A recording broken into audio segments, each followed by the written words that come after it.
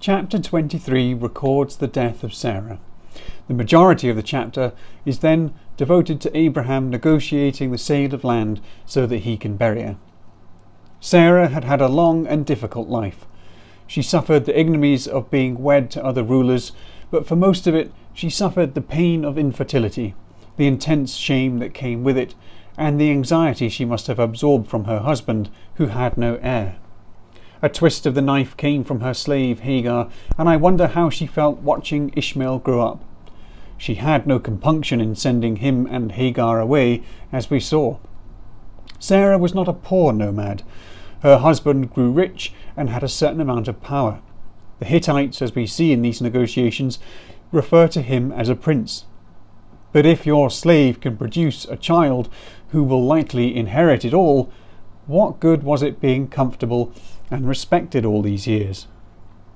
Sarah's life, however, ended on a happy note. God was determined, despite even her and her husband's best efforts, to bless her and make her the mother of kings. She had the chance, finally, to marvel at the wonderful reversal which God had worked according to his promise. At this moment in Genesis, we can reflect on a deeply biblical but sadly neglected theme: waiting.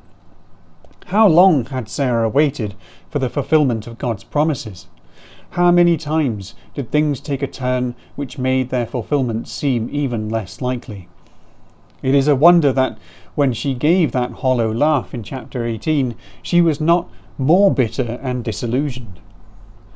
The theme of waiting and journeying lies at the bedrock of faith. It comes with a rich lexicon of associated words: endurance, patience, steadfastness, hope, courage, seeking, overcoming. When the Israelites came to settle in Canaan according to Deuteronomy 26, they were to offer a sacrifice with a statement which began, "My father was a wandering Aramean." The history of biblical faith begins with this wanderer who left his home on a promise and never stopped waiting. The great significance of Sarah's death and burial is that this is the first plot of land which Abraham acquired in Canaan, the promised land. Here he buried her, and later he joined her, followed by Isaac and even Jacob, who was brought up specially from Egypt to be laid there. So she dies, with her own son by her side, and through her death Abraham makes the first legal claim on the promised land. In chapter 24, the story now moves on from Abraham and Sarah to the next generation. Abraham is on his deathbed and sends his servant to find a wife for Isaac. It is crucial that the wife comes from Abraham's people, but wife or not, Isaac must never be taken there. He is to remain in the promised land. The servant is sworn to the task. Gestures sometimes accompany oaths. Because it concerns Abraham's lineage, the servant places his hand under his thigh, next to the source of the descendants. The servant is well chosen. He is very anxious to do well and commits his enterprise to God. He uses a mechanistic oracle to proceed. This is where a decision is presented to God with some device whereby he can reply yes or no. Later, the priests of Israel will use 2 stones, housed in their ephod, called Urim and Thummim, for yes-no decisions. Here the servant waiting at the spring or well presents the options to the Lord. The women will come out as a group for protection, because the water source was far enough out of the village that animals could use it. The servant could expect enough hospitality to be offered a drink, but what would be extraordinary is if a woman also offered to water the camels, of which there were 10. Rebekah appears while he is still praying, and she is beautiful. The servant runs to her and asks for a drink. Not only does she say yes, but also offers to water the camels. She waters all of them. To get a sense of this task, why the servant chose this for his oracle, and what it implies about Rebekah, some maths is in order. A thirsty camel could drink 95 litres of water, and Rebekah's jar could hold about 11 litres. That means she potentially would need 8 or 9 filled jars to water just one camel, which means 8 or 9 trips back and forth to the water source.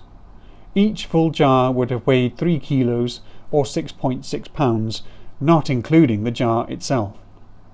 And all that times by 10 camels. This is what is so remarkable about her offer and her energy.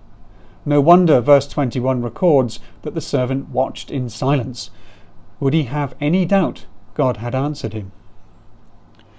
The marriage negotiations now take place with Rebekah's brother Laban. In patriarchal societies such as these, the family was under the protection of the father and brothers. There is no police, no government, nor any other structure which supports the independence of women. If you wanted to marry someone, you must ask the father. If you harmed a woman, you would suffer the vengeance of either her brothers or husband, as we shall see later on in Genesis. The final part of a wedding ceremony involved the husband lifting his cloak over her and bringing her into his father's house, signalling she was now under his protection. The woman herself is not involved in the negotiations. The wooing party, so to speak, offers gifts as a bride price, and the family gives her with a dowry. However, Laban wants to hold Rebekah back for a while. He may be motivated by greed or genuine concerns for her safety, but the servant wants to bring her back immediately. At this point, they consult her. Rebekah agrees to go immediately, and in so deciding becomes a second Abraham, leaving her family and country and travelling to the promised land and family. Isaac welcomes her on arrival and brings her into his mother's tent. The last verse records, "So Isaac was comforted after his mother's death."